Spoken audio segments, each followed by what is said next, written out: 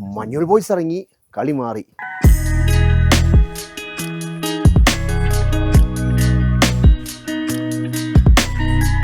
ലേക്കും pine ഫോറസ്റ്റും silver കാസ്കേഡും dolphin നോസും suicide പോയിന്റുമൊക്കെയായിരുന്നു നമ്മൾ മലയാളികളുടെ കൊടൈക്കനാൽ ട്രാവൽ ഡയറിയിലെ ഡെസ്റ്റിനേഷൻ പോയിന്റുകൾ.